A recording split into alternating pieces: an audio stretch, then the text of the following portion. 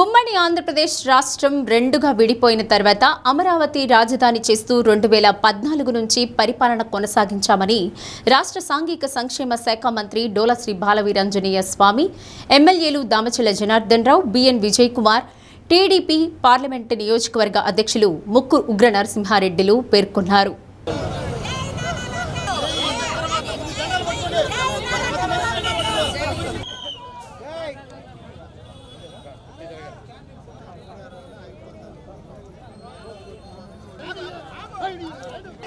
జై చంద్రబాబు నాయుడు గారు, వర్ధిల్లాలి తెలుగుదేశం పార్టీ.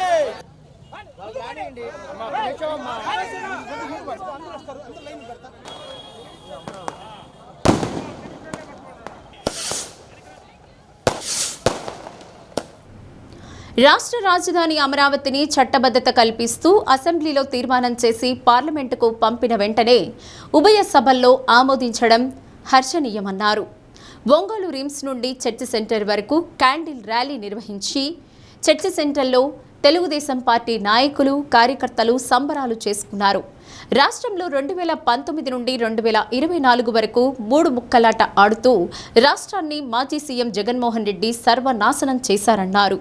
అమరావతి రాజధాని శాశ్వతంగా ఉండాలనే ఆలోచనతో సీఎం చంద్రబాబు అధికారంలోకి వచ్చిన తర్వాత చట్టబద్ధతకు శ్రీకారం చుట్టారని తెలిపారు. సైకో మాజీ ముఖ్యమంత్రి ఆడిన 3 ముక్కలాటలో ప్రజలు 2024 ఎన్నికల్లో బుద్ధి చెప్పారని గుర్తు చేశారు.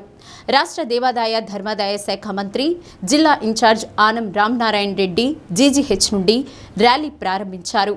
రాష్ట్ర మంత్రి డాక్టర్ డోలశ్రీ బాలవీరాంజనేయ స్వామి, ప్రకాశం, మార్కాపురం జిల్లాల కలెక్టర్లు రాజాబాబు, విజయ్ సునీత, ఎమ్మెల్యేలు దామచల జనార్దన్ రావు, బిఎన్ విజయ్ కుమార్, డాక్టర్ ముక్కు ఉగ్ర నరసింహారెడ్డి, జాయింట్ కలెక్టర్లు కల్పనా కుమారి, పులి Srinivasulu, Kandukur sub collector Himavamsi, vada chairman Sheikh Riyaz, Ongole RDO Lakshmi Prasanna, ప్రజాప్రతినిధులు, అధికారులు పాల్గొన్నారు.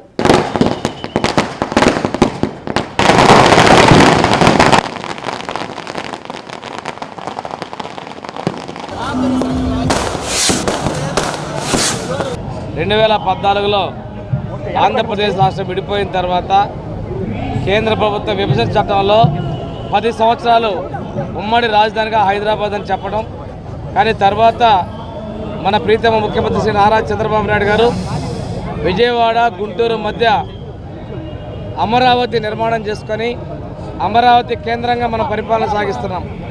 తర్వాత కాలంలో పులివెందుల పులకేసి వచ్చాడు. వచ్చిన తర్వాత రాజధాని 3 ముక్కలు ఆటాడు.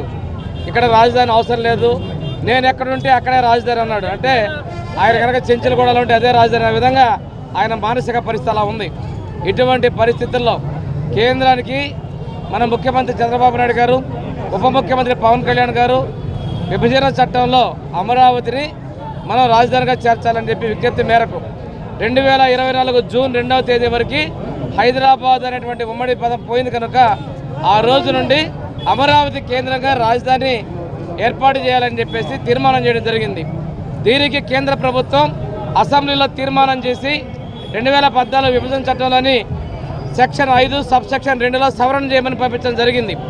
దాని ప్రకారం అమరావతి అసెంబ్లీలో అమరావతి రాజధానిగా చేరుస్తూ సిఆర్డీఏ పరిధి మొత్తం కూడా అమరావతిలోకి వస్తుందనేటువంటి తీర్మానాన్ని చేసి పంపిస్తే నిన్న లోక్సభలోను ఇవాళ రాజ్యసభలోను ఆమోదం పొంది ఈ ఆంధ్రప్రదేశ్ రాష్ట్రానికి అమరావతి రాజధానిగా పార్లమెంట్లో చట్టం చేసినందుకు కేంద్ర ప్రభుత్వానికి, ప్రధానమంత్రి మోడీ గారికి ధన్యవాదాలు తెలియజేస్తూ ఈరోజు 5 కోట్ల మంది ఆంధ్రులు బయటకు వచ్చి రోడ్ల మీదకి వచ్చి క్యాండిల్స్ వెలిగించి, సెల్ ఫోన్ లైట్ వెలిగించి ముఖ్యమంత్రి గారికి సంఘీభావంగా, ఉప ముఖ్యమంత్రి గారి యొక్క సహకారానికి అండగా మోడీ గారికి ధన్యవాదాలు తెలుపుతూ ఈరోజు క్యాండిల్ చాలా శుభదినం. ఎందుకంటే మనకు నిన్న పార్లమెంట్లో, ఇవాళ రాజ్యసభలో ఏదైతే ఆమోదం పొందిందో దానికి ముందుగా 1600 రోజులు ఏదైతే అమరావతి రైతులు పోరాడారో వాళ్ళ చేసిన పనులకి ఈరోజు సక్సెస్గా మనం చేసుకోవటం, దాని మీద ముందుగా అందరికి కూడా శుభాకాంక్షలు తెలియజేస్తూ ఉన్నాం. అదేవిధంగా ఈరోజు ప్రధానమంత్రి గారికి, అదేవిధంగా పార్లమెంట్లో ఎన్నో రకాలు, అన్ని రాష్ట్రాల పార్లమెంట్లో ఎన్నో పార్టీలు ఉన్నాయి. అన్ని పార్టీలు కూడా ఈరోజు అమరావతి మన ఆంధ్రప్రదేశ్ రాజధాని అని చెప్పేసి వాళ్ళందరూ కూడా ఆమోదం తెలపటం, ఆమోదంతో ఈరోజు బిల్ పాస్ అవ్వటం, వాళ్ళందరూ కూడా అన్ని పార్టీలు వాళ్ళు ఎవరైతే ఇచ్చారో వాళ్ళందరూ కూడా మనస్ఫూర్తిగా మా అందరి తరపున వాళ్ళకి అభినందనలు తెలియజేస్తున్నాం. ఈరోజు ఒకసారి మనం గమనించినప్పుడు మన ప్రీతం నాయకులు చంద్రబాబు నాయుడు ఒక మాట తోటి 34,000 ఎకరాలు అది సాగు చేసుకునే భూమిని రైతులు ఆ రోజు ఇచ్చి అమరావతిని ఇక్కడ పెట్టిన తర్వాత ఆ రోజు ఉండే పరిస్థితుల్లో మనం 16,000 లోటు బడ్జెట్ తోటి వచ్చినా కూడా ఆ రోజు అసెంబ్లీ కట్టారు, సెక్రటేరియట్ చేశారు. అమరావతి అని ఆ రోజు అసెంబ్లీలో ఈ జగన్మోహన్ రెడ్డి కూడా ఆ రోజు అమరావతికి మేము కూడా సంఘీభావం తెలుపుతున్నామని చెప్పి ఆ రోజు చెప్పడం జరిగింది. దాని తర్వాత అక్కడ పనులు కూడా మొదలుపెట్టి మనకు 3 సంవత్సరాల్లో ఇవన్నీ కూడా చేసుకోగలిగాం. ఆ తర్వాత 5 సంవత్సరాలు ఈ సైకో ప్రభుత్వం వచ్చిన తర్వాత వాళ్ళు 5 సంవత్సరాలు అసెంబ్లీ అక్కడే పెట్టారు, సెక్రటేరియట్ అదే చూశారు, ఆ సీఎం ఆఫీస్ కూడా ఏదైతే మనం కట్టింది దాంట్లోనే ఉన్నారు. కానీ వాళ్ళకి 3 ముక్కలు కావాలని చెప్పేసి 3 రాజులు కావాలని చెప్పి మళ్ళా దాన్ని జిల్లా చదరు చేసి రాష్ట్రాన్ని బస్టు పట్టించారు. ఒక్క పని కూడా అమరావతిలో ఒక్క రూపాయి కూడా ఖర్చు పెట్టకుండా రాష్ట్రాన్ని దోచుకునే పరిస్థితులు అందరూ కూడా మనం చూసాం. కాబట్టి ఈరోజు ఇవన్నీ చూసిన తర్వాత మనకి చట్టబద్ధంగా ఉండాలి. ఏదైనా అమరావతి రేపు ఏ సైకోగాడో ఎవడన్నా వచ్చి కూడా మళ్ళీ మాకు 4 కావాలి 5 కావాలి అనకుండా ఈరోజు 3 రాజధానులు అనేది మళ్ళీ ఎవడు మాట్లాడినా కూడా చెల్లకుండా మన 28 అసెంబ్లీలో ఇక్కడ బిల్ పాస్ చేసి పంపించారు. ఆ తర్వాత పార్లమెంట్లో పాస్ అయ్యి రాజ్యసభ పాస్ అయ్యి రేపు ప్రెసిడెంట్కి వెళ్ళిన తర్వాత ప్రెసిడెంట్లో అప్రూవల్ అయిపోయిన తర్వాత రాజముద్రతోటి ఆంధ్రప్రదేశ్కి అమరావతి అనే అది చిరస్థాయిగా నిలిచిపోయేది ఈ రోజుతోటి అయిపోయిందని చెప్పి కూడా మీ అందరూ కూడా తెలియజేస్తున్నాం. కాబట్టి 5 కోట్ల ప్రజలు కూడా ఈరోజు సంబరాలు చేసుకుంటున్నారు. దేవతల రాజధాని, ప్రజల రాజధాని, ఈరోజు చట్టబద్ధంగా కూడా మన ఆంధ్రప్రదేశ్ రాజధాని. ఈరోజు చంద్రబాబు నాయుడు గారు, అదేవిధంగా లోకేష్ గారు, పవన్ కళ్యాణ్ గారు వాళ్ళు కృషి చేసి ఎన్డీఏ ప్రభుత్వం పీఎం మోడీ గారి సహకారంతో ఈరోజు అమరావతి మన రాజధానిగా చట్టబద్ధంగా అందరికీ ప్రకటించారు.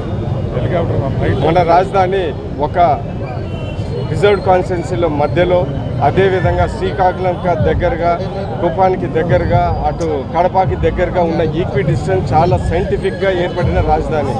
ఈరోజు మనందరికీ ఉపయోగపడేది, అందరికీ సైంటిఫిక్గా ఏర్పడిన రాజధానిని ఈరోజు చట్టబద్ధం చేయడం చాలా సంతోషకరమైన విషయం. మన రాజధాని ఆంధ్రలో రాజధానిగా చట్టభద్రత కల్పించినందుకు కేంద్ర ప్రభుత్వానికి మరియు అన్ని రాష్ట్రాల పార్టీలన్నీ కూడా ఎక్సెప్ట్ ఈ సైకో పార్టీ తప్ప మిగతా పార్టీలందరూ కూడా ఏకముఖంగా ఆమోదం తెలిపి ఆంధ్రలో రాజధాని అమరావతి అని చెప్పినందుకు వారిని అందరినీ అభినందిస్తూ మరి ముఖ్యమంత్రి గారు ఒక చట్టభద్రత ఇచ్చి మన ప్రజల్లో ఎప్పుడు అపోహ ఉండకుండా ఏ రోజైనా ఈ ఆంధ్ర రాష్ట్రం ఇంకా బాగుండాలి, ముందుకు ఎదగాలనే ఆలోచనతో పనిచేస్తున్న మన ముఖ్యమంత్రి గారికి అభినందన తెలియజేస్తూ దీనికి సహకరించిన ఎన్డీఏ కుటుంబ సభ్యులు, మన ఉప ముఖ్యమంత్రి పవన్ కళ్యాణ్ గారు, నరేంద్ర మోడీ గారు అభినందనలు సెలవు.